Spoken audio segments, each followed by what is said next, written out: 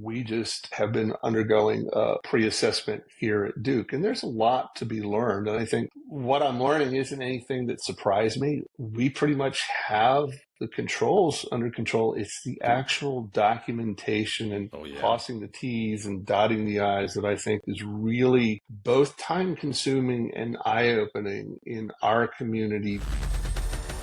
Welcome to the CMMC Proof Podcast. I'm your host, Darius Phillips, a CMMC certified assessor and provisional instructor. I am thrilled today because I have Jay Gallman joining us. He is a risk advisor and the IT security officer at Duke University, the basketball powerhouse. So he's been there almost 6 years, and also he brings a wealth of experience, has worked over 30 years at Georgia Institute of Technology. If I'm counting correctly, if I'm math right, that's almost 36 years in IT and security roles in higher ed. Am I correct, Jay? That is correct, and I am what I would call is an ACC basketball conflicted person. Not only did I have a career at Georgia Tech, I was a chemical engineering student at Georgia Tech. So my allegiances are very strongly with that program, except for the fact that my wife's a Carolina graduate. And so it is useful to be able to say, well, I'm going to pull for Duke in this game. That's a whole different problem. Should get you some hot water. But thank you, Jay, for joining us today. Before we get into the techie stuff, I'm always curious of my guests what they do for fun. How do they unwind outside of IT? So unlike a lot of my IT colleagues, I don't game. So, I don't have a gaming system, or like my getaway is to get away as much as I can. Photography is a hobby. Love to travel. And so we'll combine both of these from time to time, and love fine food. So, for example, just before Christmas, my wife and I went off to Denmark and spent a few days eating and seeing the city. That's the good life. It is. I was stationed in Germany for 2 years. I love Europe, and like you, I love to travel. Then you'll fully understand and appreciate that enjoyment of getting over to Europe just before Christmas and enjoying the Christmas markets, which is right, priceless. But unlike you, according to my wife, I can't take a good picture to save my life. She says practice. Okay, I got to practice. Well, you have to give me some tips. Tell us more about your role as a risk advisor. What does that entail? It's an interesting role. It catches a lot of things, and we were fortunate. When it came to Duke, everybody had these kind of generic titles. Like everybody was an IT analyst or a senior IT analyst and did tell everybody what you did. And so mine became a couple of years ago, became a risk advisor. And in that capacity, I do a good bit of the vendor risk assessment on the university side. I work with some other colleagues to do IT reviews for IRB studies. Okay. So looking at whether or not the study that they're proposing to do and the places and tools that they're proposing to do with it are a good match, whether they're compliant with our own internal policies, those sorts of things. I happen to manage our instance of our password manager for a day-to-day thing. So it's a little bit of everything. And then, of course, obviously, as we're going to get into a little bit here, a lot of stuff related to compliance. In fact, one of the reasons I retired from Georgia Tech and came to Duke was a former colleague of mine at Georgia Tech who was CISO at the time here said, hey, I've got something you might be interested in, and it would get you out of Atlanta. And at that point, after being there since I was a student, I was like, yeah, I could use a change of scenery. My wife was from North Carolina, so I came up here. But it's the sort of role where there's a little bit of something to do different all the time. All of it's constantly evolving. Even the vendor risk stuff gets more and more interesting. Now we're bringing AI into that and having to figure out how that all works. So it's more of an outward facing thing. So you interface with a lot of people across campus on a number of things. And so if you want to understand how a campus works and what makes it tick, it's the sort of role that you'll get your fingers into a whole lot of things. Insight is invaluable when you get out there and shake hands, kiss babies, and just get to know people, those stakeholders, broaden your perspective as a security professional versus being in our silos to get out there what action is. get out there. And for me, I'm not always talking to other IT people. And so I think one of the things I've been fortunate to do and be able to do over the course of my career is try and tread that ground between being able to understand and talk the technical things with the technical people, but to be able to translate that back, pull all the jargon out of it, and try to relay it to perhaps a faculty member who's a researcher, what it is we're trying to do, and to put it into some terms that maybe make a little more sense with them, rather than say, well, let's go into the 110 controls here and talk about them. Woohoo! Let's do it. Yeah, Not happening. No, that's a really good point. I realized that success that I've experienced in my career has been able to just be that translator and breaking down complex technical topics to plain English for. Yeah. And if you're good at it, it seems like it's easy, but and I know it's not easy. You're constantly thinking, how can I put this in a way that just doesn't leave the person I'm talking to just get that glassy-eyed look, and you go, nope, I missed it. You know the look. They'll zone out quick. Yeah, you know the look. You know when you're going in the wrong direction, you go, uh-oh, I've lost them. Backtrack. Okay. Yeah. Going back to getting started at Georgia Institute of Technology, did you first get started in IT? Right place, wrong time. I was actually a chemical engineering major as a student. And about the time I was finishing up my degree, it was one of those things where it's kind of a feast or famine. And at that point, it was not a good place to be hiring. The company that I was actually co-oping for was actually laying off employees at the same time I was finishing up my co-op rotation. I'm like, yeah, this is not going to turn out well. But I decided to go on and work on my master's in polymer engineering, and happened to be in a department at about the same time that desktop computers were starting to land in departments. Here it is, the all new $5,000 worth of IBM with the floppy disk drives. And so in the right time, at the right place, you can't really do anymore, which was learn a lot of different things as it kind of rolled out onto the campus. So, standalone machines and supporting machines and that sort of thing. And then a little bit of networking and tying and having the machines talk to each other was, there when the first Netscape browsers and those sorts of things rolled out. And so it rolled out at a rate at which at that point in time I could keep up with, and so got exposure to a lot of things. And then, as it matured, and campuses were really one of the vanguards of places to be, to get access to new technologies, to be on the internet and things like that. I just kind of grew as it grew up around me. And I was doing IT support in a school in the College of Engineering down there. Did that for many years, kind of where I started getting that sense of security matters in all of this, because I'll be the first to admit, it was self-serving. It made my job easier. If I could keep things secure and I wasn't having to rebuild machines because they'd been infected with malware, I had freed my time to do other things, which to me was far more exciting than, trying to see if I could rebuild something and recover the data. So went up to the college level and worked for a while up there, got into some virtualization. At that point in time, we were looking to replace physical labs with virtual labs that would give students better access, give us the ability to better service the machines. In other words, take down a master image, patch that master image, and poof, to a whole bunch of machines at one time, rather than the pain that can be of trying to update an entire physical lab. So got some experience there, and more of the security aspects of things were coming in. And I kind of closed out my career there just as 800.171 was starting to come down.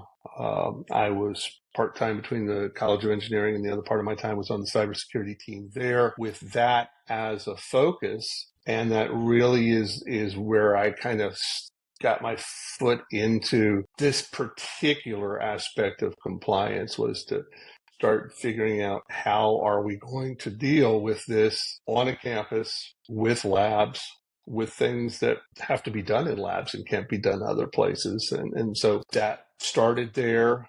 That's where I met some of the people I still know today outside of the campus. And then one thing led from that to doing some more of that where I am now. Okay. Diverse journey you took to where you are today. But it did give me insight, because that whole business of having supported faculty doing research for so long and having that engineering background, it's made it a lot easier. Going back to the comment of being able to talk their language, it's a lot easier for me to sit down with faculty and their IT support and work through what it is that their project looks like. How is it going to work? What are the data flows going to look like, and those sorts of things. So, and I'm often interested in what the actual research is. It piques my curiosity as an engineer. So it's easier to be engaged with the faculty and, well, tell me what you're doing. Oh, that sounds cool. Yeah, exactly. That makes sense. So, and I know you get to work with various universities. What are some approaches that you're seeing universities take to tackle 800-171/CMMC? I think the first thing is to recognize the value that Educause and the regulated research community of practice have brought to bear for our community as a whole. I mentioned that when I first started doing this at Georgia Tech, I had a colleague who'd been at the University of Florida, and she said, by the way, I have a colleague down there, Eric Dumans, who's done some of these things before and might be a valuable thing. And of course, Eric's been heavily involved in that area and is now, one of the co-PIs on the NSF grant that is the Regulated Research Community of Practice. And so started to get to know people. I think 2020, one of the key things that took place was getting involved with the NSF grant that Carolyn Ellis got while she was at Purdue that turned into the Regulated Research series of workshops that we did, which out of that came kind of a document that several of us authored. And it was really that whole ability to talk to others, understand where they were in their journey, and understand how are you approaching this. It's that whole, let's not reinvent the wheel, or can we groupthink this to come up with the right solution, that's really been invaluable. And so those two communities have been very vibrant and very vocal. I think I will tell you that, frankly, I live day to day with the Slack channel that's associated with the Regulated Research Community of Practice, sitting literally in my iPad, which is my third screen off to the side, because there's no way you can keep track of everything that's coming in. You're going to see something that, hey, others ought to know about that. So it's been a great way to engage with that community, to learn from that community and give back to the community. I think that's really the key things. And that's, sprung off into some other things. And so a group of us did a one-day workshop at CPPC, and don't ask me to spit off what it is, but it's basically the security and privacy professionals in Educause have a separate conference annually. And so last year, Carolyn and I and some of the others did a one-day workshop focused specifically on certain controls in the SSP. And so that was good. And again, it was a chance to see some of the people that we've been Zooming around with. And you know how that goes. Zoom is great and you get to know somebody, but it's not until you're actually face-to-face and get a chance to interact with them that you really get to know them. And so it's been good in that sense. I think we've built a strong community. I think we're now in a position where not only are we trying to help each other, but we've matured to a place where we're looking to put back in. So I spent yesterday afternoon with one of the people at Educause, working with some of our colleagues, trying to pull together our thoughts on what the request for comment around the CMMC version 2 from Educause should contain. And we had just finished that process for 800-171-R3. And so those activities and the ability to say, here are the people who really know this stuff. And I'm not going to pretend to be in the same league that a couple of the people who've been involved in that effort are. I mean, we've got people who, like yourself, have got the certification, done the training, and know it from the assessment side and can look at that language, because I'll be the first to admit, I start to glaze over if I spend too much time in there reading things. But having that mix of people, who, all right, let's see, what does this mean? What are the challenges here? Has just been an absolute invaluable tool to all of us that are involved in those efforts. Absolutely. And I've had some opportunities to work with Carolyn Ellis and RRCoP. And just the community feel and just how you all work together and share knowledge. It's mind blowing. I love that, because it takes a a community to really it tackle is this. we would not survive this if we were each trying to do it on our own. I just don't think we pull it off. And I think the next evolution in that is probably going to be when we finally get to actual assessments. Most of us believe that is eventually going to start happening. Some point. That these things will happen and will take place. I think the key thing there is we're all looking to learn what was learned in the process. And so I know while she was out at UCSD, one of the things that was done last fall was they had a pre-assessment, Carolyn did, and they had folks in and to look at specifically, what does this look like in the university setting? We just have been undergoing a pre-assessment here at Duke, and there's a lot to be learned. And I think what I'm learning isn't anything that surprised me. We pretty much have the controls under control. It's the actual documentation and crossing the T's and dotting the I's that I think is really both time-consuming and eye-opening in our community based on the sorts of things that we've done in the past. I think most of the larger universities that are fortunate enough to have a security team the size of ours have some maturity and have been doing some things all along that were the right things, but that's going to create things that are both good and bad for us. So, for example, take your security supporting tools. So things like your SIEM, your EDR, and your cloud-based tools. We were a Splunk local shop. We moved to Splunk Cloud. Now, suddenly coming in from the side is this, if you're going to do it for this environment, then you need to have Splunk with the FedRAMP version. And so I think I made a comment at a conference last fall that I felt it was like asking to be Noah's Ark. We were going to have two of everything.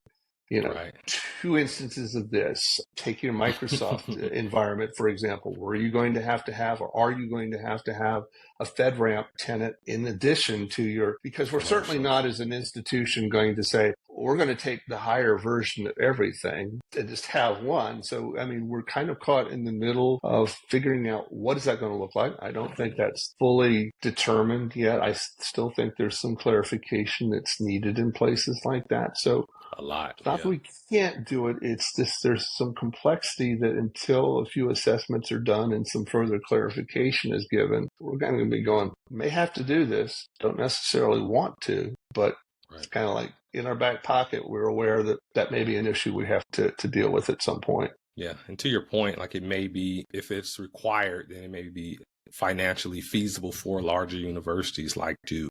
But those smaller universities, that could be really cost prohibitive for them. Really, I think that as much as anything, since I'm one of the community group leaders for the Educause 800-171 group, that's been an opportunity to see what does this mean when you're at a smaller school. I remember being at a conference in a small group session where a woman who was at a smaller school basically said, even if the tools were free, it wouldn't be of any use to me because I can't hire the people to run them and learn how to use them. That to me was a sobering thought, especially if you look at the fact that the Department of Education is looking at taking 800-171 and applying it to systems around federal financial aid. Well, my question continues to be, if they also adopt a CMMC all-in or fail kind of an operation, I just don't see how that translates. It also, in the research space, it's going to affect who you can subcontract with on certain work efforts, because you're now going to have to go,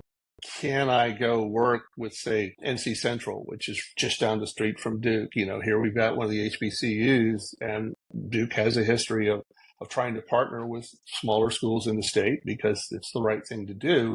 If we're going to suddenly have this impediment to doing things, you're going to have to say, well, is this work where we can get them into our environment for anything that has to be done? But it's another layer of consideration. It's something you have to think about way early in the process as to, what makes sense and what doesn't. So that's a challenge. When it comes to these regulations, we have the best intentions, but there are always going to be unintended consequences, like you just pointed out. So you mentioned the work you did last year at the Educause conference doing the one-day workshop. What were some key takeaways? The key takeaways were, and let me preface this by saying, we set the environment for this exercise to be an on-premise enclave. To me, a good bit of work can probably be done in that environment, but not all. We can talk about that in a minute. I think it was a good opportunity to say, yeah, these are still the components that give us cause for concern. I think this was also probably where we started having the discussions of, we're looking at 800.171 R2.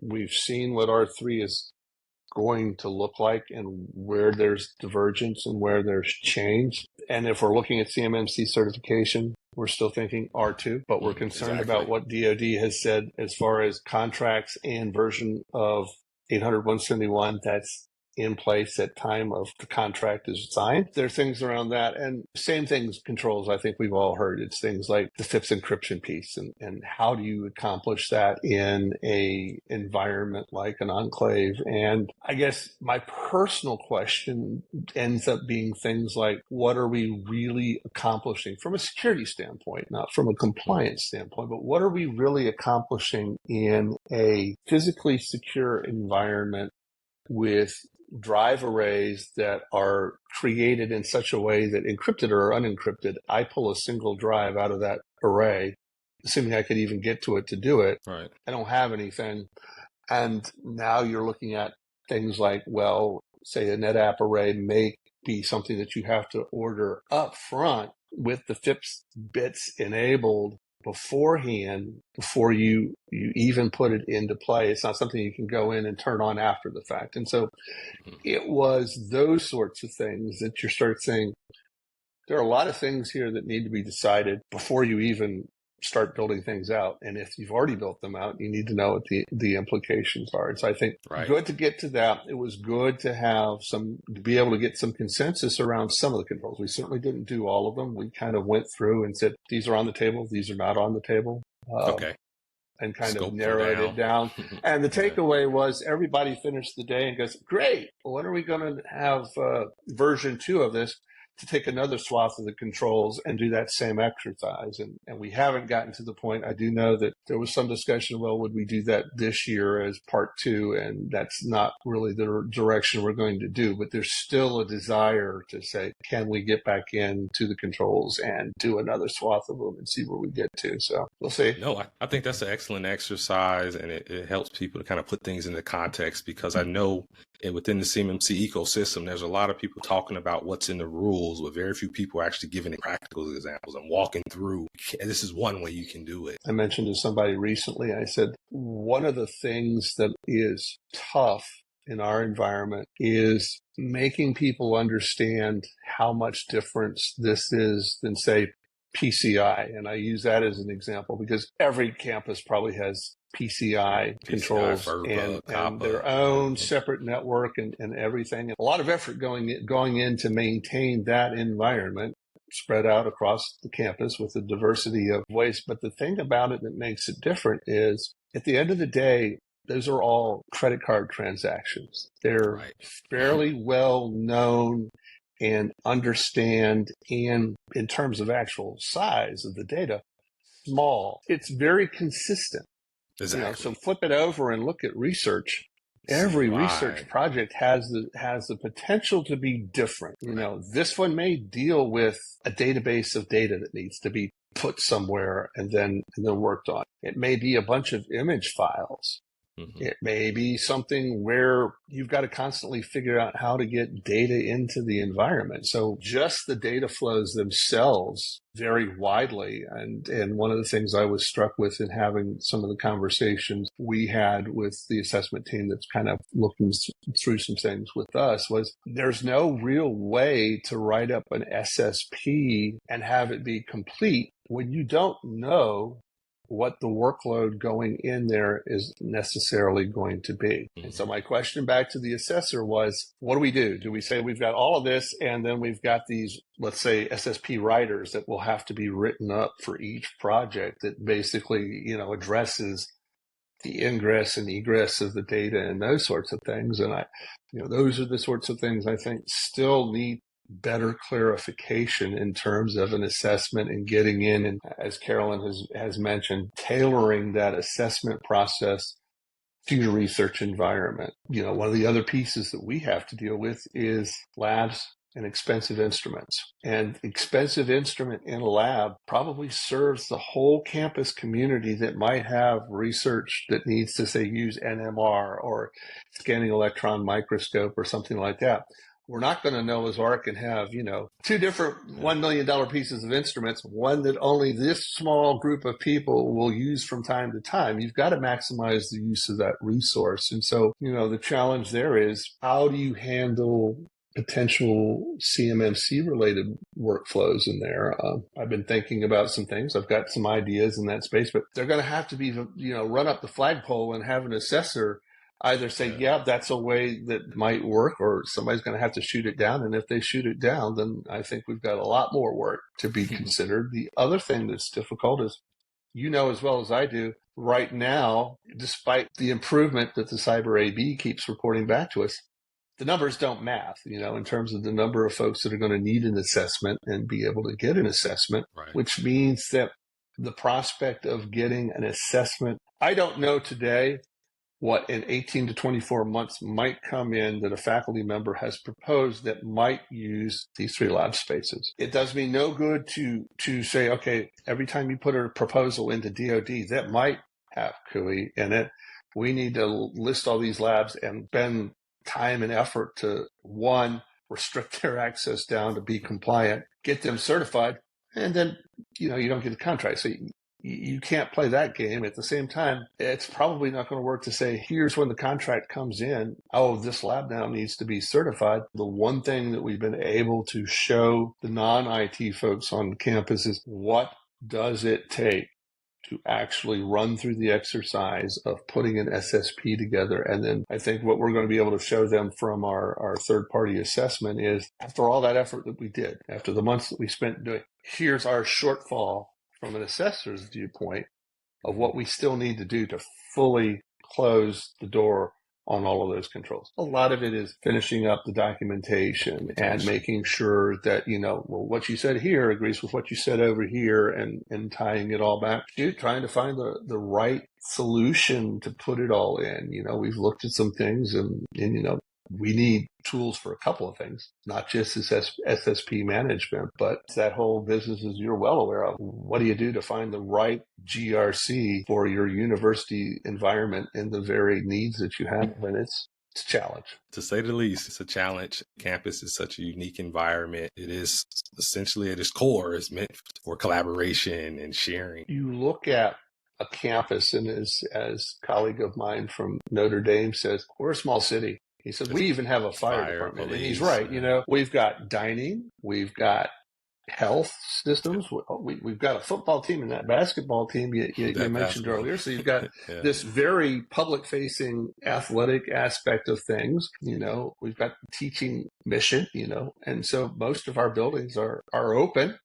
Right. And most of the buildings that have house a good number of our labs are also open, at least the front door level, during normal business hours. And so even the physical security aspects of something like 800-171 become challenging and problematic in our environment. You're like, what do you do? Can't suddenly lock everything down. And I can remember being at Georgia Tech as new buildings were going up. And one of the design considerations at that point, let's say 10 years ago, was to build spaces that were more open and collaborative friendly, so that you could bring groups from various parts of campuses together to do things, which is kind of at cross purposes from where your 800-171 physical controls would drive you. So those are the sorts of things that in our environment are challenging after the fact, because you can't always go back and re-architect things. There's only so much you can do in terms of,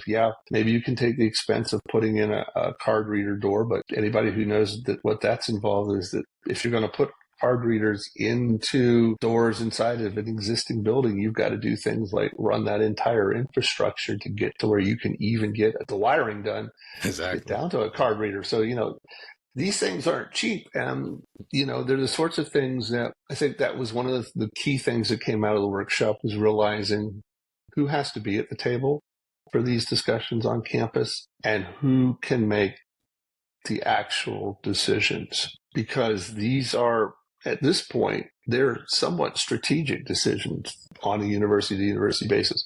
What do you want in your research portfolio? Who are the faculty that you're looking to attract? How are you going to pay for it? I think over and over again, if there are a couple of ways where we're very similar to the DIB, there's that whole question: who's going to pay for this? And I fully appreciate, our colleagues on the other side who say, look, you all were supposed to be doing this all along, and it should be already paid for. This shouldn't be new cost, except for some of the reasons I've just outlined earlier. Right. Yeah, except now we have to have a different version of all the things we were already doing to be compliant. There is a cost there, but the cost of securing a lab that wasn't ever intended to be secure is not easy. And so these sorts of things, someone at a higher level in a university has got to understand the cost. It's important that we as the IT folks can do our best to present what it looks like. But at the end of the day, it's not coming out of the cybersecurity team's budget to pay for this. It's never worked. I mean, one of the things I've learned going way, way back is it rarely seems to work out well if you try and nickel and dime it back to the PI to figure out how to pay for itself. I think these are the sorts of things that have to be strategic decisions made at a university, and they need to be funded accordingly. You can't necessarily make it free, but if you try and push it down too far, you end up with haves and have-nots, depending on the circumstances of the unit they find themselves in and how that unit is funded. And so I'm glad those aren't my decisions to face, but they are the sorts of things that you kind of have to figure out first before you start implementing any of this stuff, because if you don't know what that strategic plan looks like, then it makes it very hard to execute on and prioritize things accordingly. Absolutely. But Jay, I would imagine that the home of the Blue Devils, y'all have a blank check when it comes to anything. Oh, yeah. I mean, that's, you look at this, hey, yeah, and Duke's very fortunate to have an endowment, but that's not typically the sort of thing that those checks get written for. I think universities, stadiums recruiting. Yeah, who knows? It really comes down to universities not seeing this as a cost, but seeing it as a strategic investment. I think you have to get beyond seeing it as, here's this burden and this cost, and let's keep the cost as minimal. Every time you try and shave it off and say, well, let's do it on the cheap, that's not going to work. I think, I've got colleagues at other schools where they do see this as a means of a strategic investment to set their university up to be better positioned to do this sort of research. Competitive advantage. When you see it in that light and your leadership puts pieces in motion to act on that as a plan, it's a whole different situation. And then you start to see what are the advantages of being proactive versus reactive. And I think by and large, if you were to poll RRCoP and Educause, most of us would probably say we are still in a reactive environment, reacting to the grants that come across that have this in them, trying to get to a point where we can start thinking about how to be proactive. So, obviously designing and building an enclave that we can do some of this work in and getting it certified, that's proactive because we can get that done. But, we have to educate the rest of the folks involved in this on a campus that this isn't a do it and forget it process. This is we've got an investment to get us to here, and then we've got an ongoing investment to keep us there. That maturity. We've got the maturity, and there's a Rev 3 today. There's going to be a Rev 4. Things like AI are going to change things. I mean, one of the advantages of being in this game as long as I have is to understand this game never stands still. It's not going to slow down. It may even speed up. And I think, that's one of the things that falls to the security folks to explain in layman's terms. This isn't, once we get this done, we can go, check the box. And now we're not even good to say, check the box, come back and see me in 3 years when it's time to recertify. There's going to be constantly work to be done. So I think that's where you start to say, part of my strategic investment is going to be not only the investment in technology, it's going to be an investment in people.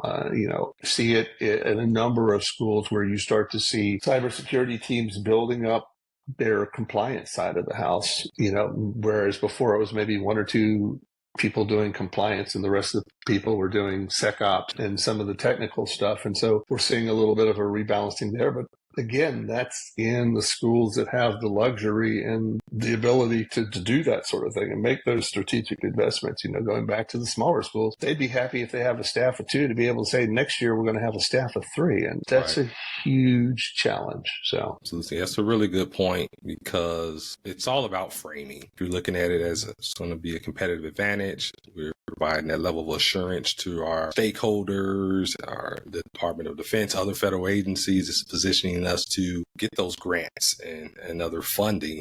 And you'll approach it differently and understand it's going to be an ongoing commitment versus just a compliance check the box exercise. You're going to be setting yourself up for failure and disappointment. That's just not going to be a happy place to be. And I think that's the thing that that keeps coming up in the two communities is, if I could get leadership to understand, and how do I get leadership to understand? And it's disheartening because I think there's not really necessarily a good channel that's getting the message to these people strongly enough through other things. A mature campus like ours, I've got standing meetings now with a couple of colleagues on our team and our government relations people, the state relations people and the federal relations people. Why? So that they're aware of, especially at the state level, they're aware of, hey, guess what? The state kind of said that 800-171 isn't good enough for them, and they want us to do 853 for some of their data. Yeah, the state ramp. That's and you're like, timeout. Right. Have you seriously looked at your data and said what's appropriate? And to the question of how many different frameworks can we be beholden to at the same time? There are things in 853 that we can't do, even as Duke. We have a hospital associated with Duke, so they have their own IT security team. They do have the ability to do some of the things that fall into that place, but we don't have a 24/7 SOC operation on the university side. There are some other, controls that you can point to and say, we really can't do that. And so, right now it's trying to work with state agencies to say, we're building this for the Department of Defense to be compliant with 800-171, derivative of 853. Would you at least look at this and consider it, and then articulate if you feel there's something else that's needed that's not there? And it's a slog. It is, but it brings up a great point because when you think about legislators who are writing these regulations and imposing them down, a lot of times they don't have that cybersecurity expertise, and they're just saying, okay, let's do this, let's do 853 or all these other ones. They don't understand the implications of that. No, you get these things. You'll get these things from various entities. Don't want to pick on necessarily the state, but you'll get them, and it looks like the way they decided is we can get a bunch of these security things and just say you have to do all of these. Exactly. Wait a minute.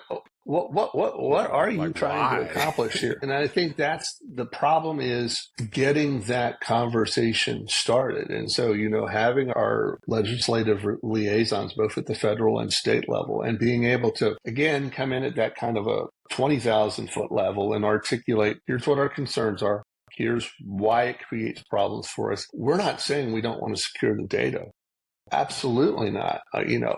What we're saying is we believe we have adequate controls in place that if you would take a good look at what we're saying, and if you would get someone who actually understands things to look at it, then I think you would find that we can come to an agreement, and the problem is now is that, we're starting to look at, we might get it agreed to by this one sub-agency, but this other sub-agency may not. And so if we can't get some harmonization here and say, as a state, it's going to be this way, way, agreed to, and we're not going to have to revisit this conversation with each new contract that comes in. It's not just North Carolina. There are other states that are grappling with the same thing, and then you start rolling in the privacy compliance pieces. They're coming in from a slightly different side. From every direction. It's like, okay, incoming. Whose compliance regulation is headed at us next? But if you can't harmonize, if you can't get that done, then you would find yourself on a university in a endless cycle of external compliance audits and assessments taking place. You're going to have the mother of all crosswalk tools available to you. And that's the other big discussion is, well, what do you do? Do you do 853 not? And it was funny. There was a discussion recently in the higher ed that said, talking to another university, said, yeah, so we've been talking to a couple of people, and they said they're doing 853 as the base for their campus. And I said, I think you need to understand what they probably meant. And I said, when you ask them if what they actually meant was they're using 853 as a base level of controls and saying, let's see how many of these we map. And then because we can crosswalk against it. And I think the feedback I got was, yeah, that was what they were doing. But, what's the right master control set that if you catalog everything into that, then you can layer on and extract what you want out of it. And so I think to that extent, I think those of us who see Ron Ross talking about more closely harmonizing 800-171 and 853 and getting that more to a case of being able to do that, all for doing that, because I think it would make it easier. But yeah, it's a balance. It's a balance. And for now, like you said, got hospital or student health, well, you've got HIPAA concerns. You've got FERPA concerns that are, got PCI. You've got FERPA, as I tell people, is not something to take lightly necessarily because it tells you when you need to do a privacy review. But FERPA doesn't have any thing that's been written against it in terms of there's no FERPA guidance for the 21st century. It's all still written back to, when I was a student and they posted your grade next to your social security number on a piece of paper outside the door. And you're like going, yeah, that probably wasn't the best of ideas, but it's there. It's something to consider. But, that's not where the big fines lie. It's NSPM 33. That one is looming large. And I think if we weren't so caught up in 800-171 and CMMC and looming deadlines, a lot of us would step back and recognize that NSPM 33 is going to affect a much larger swath of our research portfolio because it's all federally funded research if you're above that $50 million threshold. We certainly are. And the controls there, I will say again, they aren't onerous. They're not that bad. There are a couple of things that make it extremely difficult and will cause a serious reckoning to happen on a lot of campuses. And I think to that point, you're looking at one of the things that kind of evolved at campuses over time was they leveraged the student having a computer to do some of that research compute. Now, there were times when that was just flat out not appropriate. And there is certainly still an element of, is that really a good idea? But I think now you're going to start running into where there are controls that mandate, we have things like endpoint management or, our AV and patching, all that good stuff. Well, you can't do that on a student-owned machine. You cannot enroll a privately owned device into these programs. You run into either privacy the licensing won't allow it, or if you have any thought at all, the last thing you want is the log files off of the systems going in. So, we're starting, that was one of the things that came out last year at this conference was start thinking about what you're going to do. I know at Duke, it's going to be, can we start identifying things where, in our IRB process, a graduate researcher is going to do a project and it runs through the IRB. That's great because that's what you want your students doing. But you look at the nature of the data that they're dealing with, I don't, so we're looking at how do we get those into our protected network environment and provide some minimal resources that the university will invest in up front. But there again, there's that strategic thing, if this is going to reduce the availability of personally owned compute. What does that migration plan look like? How do you handle it? We'll see.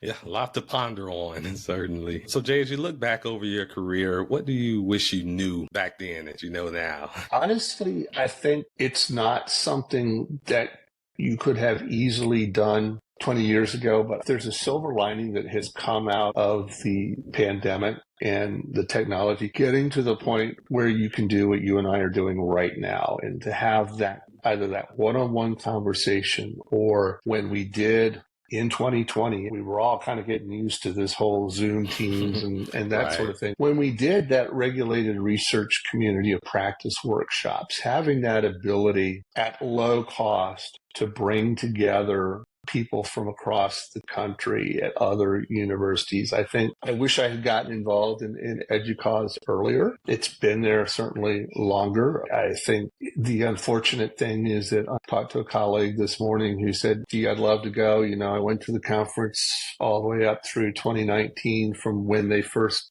did the privacy or the security conference, and which is now security and privacy, and goes, but there's no budget for it this year. And, our state happens to be one that's looking at how, higher ed spends its money. And it's unfortunate, but conferences and the chance to see your peers at other things, because exchange ideas, that's so critical. And it's unfortunate to see short-sightedness. I think one of the things that I certainly consider myself very fortunate to have is to be at a university that sees the advantage of us going out and being involved in the higher ed community as an ambassador representing Duke in a positive way. And so we've always been empowered, hey, if you can score a presentation at a conference, then we'll find the funds to pay you. And so there's that incentive to, well, what can I come up with this year to talk about? What can I come up to do? And so, wish I could have gotten into it earlier, but happy that I've had those opportunities and continue to have those opportunities here. That's really been helpful. Yeah. Somebody asked me a couple of conferences ago, they said, well, Jay, you've been at this a while. They did the same sort of math you did at the beginning of this and said, when are you going to retire? And I'm like, well, I thought about that. The pandemic taught me I wasn't ready to be home all the time yet. I still not. I love the fact that tomorrow is Wednesday, go to the office day. Mm-hmm.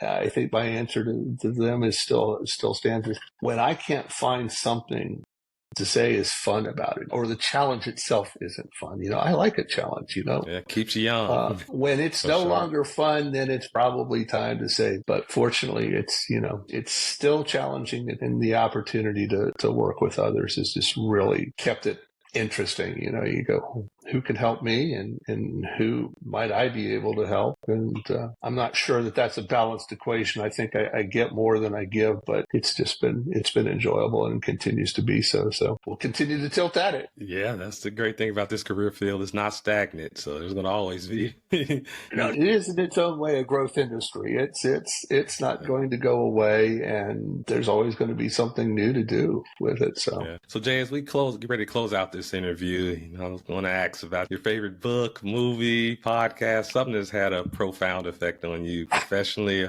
and or personally. I think, I looked at that before we hit record, and I said, gee, I just don't know. I said, but I got to thinking about it, and I read voraciously as a child. I mean, we'd go to the library, I'd check out a stack of books, read that stack this week, take it back, especially during the summertime, call my grandparents who live next door, can we go to the library? I need some more books. What all of that reading did, though, is it started building up that natural curiosity about things. And so I then turned around and blamed my undergraduate degree as an engineer and the textbooks that I was forced to read as a college student for killing my joy of reading, because I found that my ability to read a 300-page book in the course of an evening no longer existed when I was like, oh, well, that's not fun anymore. But, it's being curious. And so, I don't read as much, and I'm like everything else, in today's age, it's cut it down into smaller segments. I'll be the first to admit I myself am not much of a podcast person. I don't do that, but I've got a lot of the younger people on my team that love them. So I fully get that. I think it's what works for you, but I'm still constantly reading things that are either right on topic or, or a little bit further afield, well, that's interesting. That AI. I mean, good gracious. I mean, right now, I've been fortunate enough that they've turned on Copilot for the security team here to kind of kick the tires on. And I'm like, if you turn it off and then tell me I can't have it, I'm going to be sad puppy, because I can see where I can make this work for me and make things easier. I told somebody the other day, now if you get copied into an email thread at junction number 33 and the previous 32 messages are below you, you can say, Copilot, summarize this thing so that I don't have to try and read it and go, okay. Yeah, the administrative time savings alone is going to be interesting, but you start reading the articles about what is it going to mean from an adversarial point of view. What is it going to mean? AI for the red team, AI for the blue team. How's that going to balance out? And so that curiosity that I got reading as a child, fortunately, isn't dead yet. And I think it's that curiosity that it allows me to, at least in some small degree, to grow what I know, even in the twilight, shall we say, of my career. So that's awesome. Well, Jay, I really appreciate your time today. You've given us a lot of great insights, and you're just getting started. You still have a lot more to give. I'm not through yet. Somebody asked me, they actually do have a date in mind, and the folks on my team know what it is. And I was like, but it's not for a few more years. And so absent anything awful happening, I have every intention of, till I can figure out what am I going to do with myself if I'm not working, and until I have that answered, I think we're good. Well, thanks again, Jay. I'm glad you can take time out your busy day to share your knowledge with us. Enjoyed it. Thanks for having me on. I greatly appreciate it. If you receive value from this episode, I invite you to subscribe and like so that you're the first to know when we release new episodes. Also, check out CMMCproof.com to learn more about the arsenal of resources that we provide to equip you to conquer CMMC. We'll see you next time.